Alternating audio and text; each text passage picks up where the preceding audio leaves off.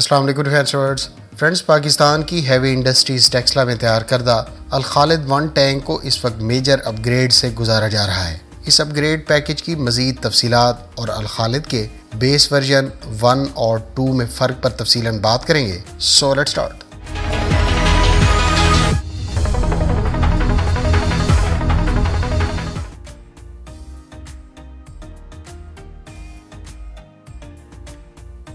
अल Khalid 1 tank के पहले batch को जुलाई 2020 में बाकायदा पाक आर्मी के फ्लीट में शामिल किया गया। अल खालिद 1 के इब्तदाई बैच को यूक्रेन के तैयार करदा 1200 हार्स पावर इंजन से इक्विप किया गया है, जबकि इस टैंक की तैयारी में चीन की सपोर्ट भी शामिल थी।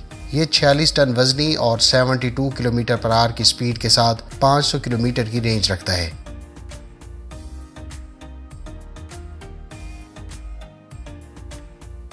ताज़ा तरीन इतलात के मुताबिक अल खालिद 1 टैंक में अब बुनियादी तौर पर 2 हवालों से अपग्रेड्स की जा रही हैं। इसमें से एक इसका प्रोटेक्शन सिस्टम, जबकि दूसरा पावर पैक है, जिससे मुतालिक हम आगे चलकर बात करेंगे। प्रोटेक्शन सिस्टम की बात करें तो अल खालिद 1 में चीन का तैयार करदा F54 नामी एक्सप्लोसिव रिएक्टिव आर्मर फिट किया जा रहा है, जो इस वक्त चीन के ही तैयार करदा VT4 टैंक पर भी नस्ब है। याद रहे कि पाकिस्तान आर्मी ने अब से चंद माह पहले ही VT4 टैंक को अपने फ्लीट में शामिल किया है।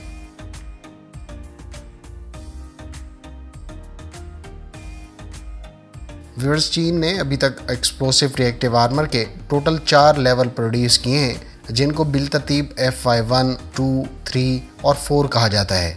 VT4 के इब्तदाई वर्जन पर F52 इरा यानी एक्सप्लोसिव रिएक्टिव आर्मर इस्तेमाल किया गया था, जबकि पाकिस्तान के हासिल करदा VT4 टैंक पर F54 ही इस्तेमाल किया जा रहा है और इसी को ही अल खालिद 1 टैंक पर अब नस्ब किया जाएगा। इन चारों एक्सप्लोसिव रिएक्टिव आर्मर्स की बात करें तो इनमें F51 दरअसल 28 मिलीमीटर आर्मर ब्लॉक्स के साथ टैंक को दुश्मन की तरफ से फायर किए गए हीट यानी high explosive anti tank ammunition से बचाव फराहम करता है, जबकि F52 की बात करें तो ये 35 मिलीमीटर थिक आर्मर के साथ हीट राउंड्स के अलावा आर्मर पियर्सिंग राउंड्स यानी APFSDS एम्यूनिशन से भी बचाव फराहम करता है। अगर हम F53 को डिस्कस करें तो ये 75 मिलीमीटर थिक आर्मर ब्लॉक्स के साथ गुज़श्ता वर्जन से तकरीबन डबल मोटाई के साथ टैंक को हीट, APFSDS और टैंडम वारहेड से लैस एम्यूनिशन से भी प्रोटेक्शन देता है। F54 भी इन तीनों वारहेड से बचाव फराहम करता है, लेकिन इसकी थिकनेस 85 मिलीमीटर है।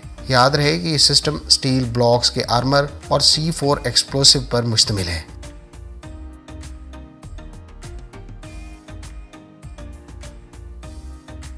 यहाँ पर रिएक्टिव आर्मर के हवाले से बताता चलूँ कि ये बुनियादी तौर पर जिस व्हीकल या टैंक पर नस्ब होता है उसको हिट करने वाले वेपन के इम्पैक्ट के खिलाफ रिएक्ट करके इस व्हीकल या टैंक को होने वाले डैमेज को कम करता है। मज़ीद आसान अल्फाज में इरा यानी एक्सप्लोसिव रिएक्टिव आर्मर में बुनियादी तौर पर 2 मेटल ब्रिक्स को जोड़कर इसके दरमियान एक्सप्लोसिव को सैंडविच कर दिया जाता है और जैसे ही कोई दुश्मन की तरफ से फायर किया गया शेल या anti tank missile front brick के साथ टकराता है तो इसके पीछे यानी दोनों मेटल लेयर्स के दरमियान मौजूद एक्सप्लोसिव फटकर दोनों मेटल लेयर्स को एक दूसरे की मुखालिफ सिमत में प्रोपेल करता है, जिससे इस टकराने वाले शेल या राउंड को डिस्टर्ब करने में मदद मिलती है। इस वक्त रिएक्टिव आर्मर में सबसे कॉमन एक्सप्लोसिव रिएक्टिव आर्मर यानी इरा है, जबकि इसके दीगर वेरिएंट्स में self limiting explosive reactive armour यानी स्लेरा और non energetic reactive armour, non explosive reactive armour और इलेक्ट्रिव रिएक्टिव आर्मर शामिल हैं।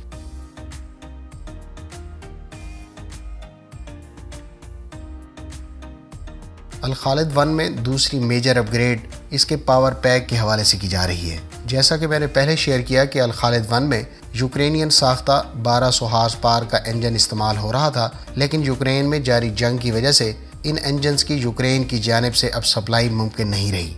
इसलिए अल खालिद 1 को VT4 में इस्तेमाल होने वाले इंजन और ट्रांसमिशन से इक्विप किया जा रहा है। चीन की तरफ से इस सिलसिले में इंजन्स कुछ अर्सा पहले ही पाकिस्तान को डिलीवर किए जा चुके हैं। याद रहे कि VT4 में 1300 हार्स पावर इंजन इस्तेमाल हो रहा है और यही इंजन ही अल खालिद 1 में अब नस्ब किया जाएगा।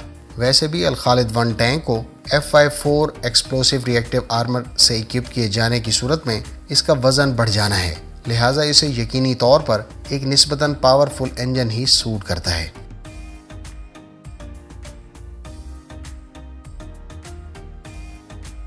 अल खालिद 1 टैंक के अगर बेसिक वर्जन से फ़र्क पर बात करें तो इस टैंक में बेहतर फायर कंट्रोल सिस्टम नस्ब है, जिसमें बेहतर फायर कंट्रोल कंप्यूटर की बदौलत इसकी ख़तरात को शनाख्त करने की रेंज 7 किलोमीटर हो गई है, जबकि अल खालिद 1 की इंगेजमेंट रेंज भी 3.5 किलोमीटर है। दीगर डिफरेंसेस में पहले वाले 39 मेन गन राउंड्स की बजाय 49 राउंड्स एमुनिशन कैपेसिटी के अलावा 12.7 मिलीमीटर और 7.62 राउंड वाली मशीन गन्स के राउंड्स की स्टोरेज कैपेसिटी में भी इजाफा कर दिया गया है। ड्राइवर के लिए digital driver panel, solid state auto loader, इसके अलावा यूक्रेन का तैयार करदा वर्टा इलेक्ट्रो ऑप्टिकल जैमर काबिल ज़िक्र हैं। इसी तरह से अगर हम अल खालिद 2 की बात करें तो इसमें ज़्यादा powerful engine, new fire control system और बेहतर प्रोटेक्शन सिस्टम के इस्तेमाल किए जाने की तवक्कुआत की जा सकती हैं।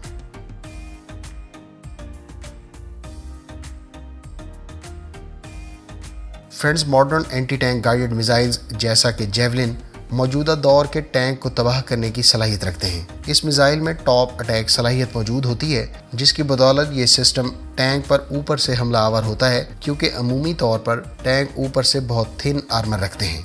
इसी तरह से ड्रोन्स और हेलीकॉप्टर से फायर किए जाने वाले एंटी टैंक मिसाइल्स भी टैंक्स के लिए लीथल साबित होते हैं। ऐसे थ्रेट से निपटने के लिए जदीद टैंक्स को हाइब्रिड प्रोटेक्शन सिस्टम यानी एक्टिव और पैसिव दोनों तरह के प्रोटेक्शन सिस्टम के कम्बिनेशन को इस्तेमाल करके महफूज बनाने की कोशिश की जा रही हैं। इस किस्म के सिस्टम्स के कम्बिनेशन का इस्तेमाल हमें जर्मन साख्ता पैंथर टैंक में देखने को मिलता है, जिसको कुछ अर्सा पहले ही मुतारिफ करवाया गया है। इस टैंक में टैप्स यानी टॉप अटैक प्रोटेक्शन सिस्टम को भी ऐड किया गया है, जबकि पैसिव और एक्टिव प्रोटेक्शन सिस्टम का कम्बिनेशन भी काबिल ज़िक्र है। अगर आप इस टैंक के बारे में मज़ीद तफसीलात जानना चाहते हैं तो हमारी पैंथर टैंक पर तफसीली वीडियो देख सकते हैं।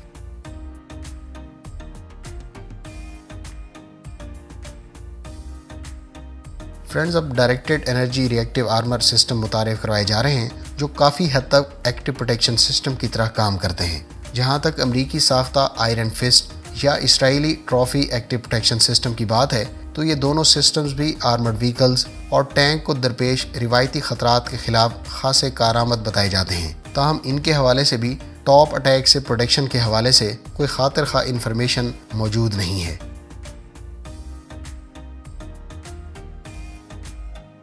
उम्मीद है इस वीडियो से आपको अल खालिद 1 अपग्रेड से मुतालिक बहुत कुछ जानने का मौका मिला होगा। वीडियो को लाइक और शेयर ज़रूर करें, और अगर आप अल खालिद के बेस वर्जन अल खालिद 1 और 2 के बारे में मज़ीद तफसीलात जानने में दिलचस्पी रखते हैं तो इस टॉपिक पर हमारी डिटेल वीडियो पहले से मौजूद है। मिलते हैं नेक्स्ट वीडियो के साथ। अपनी दुआ में याद रखिएगा। अल्लाह हाफिज़। पाकिस्तान जिंदाबाद।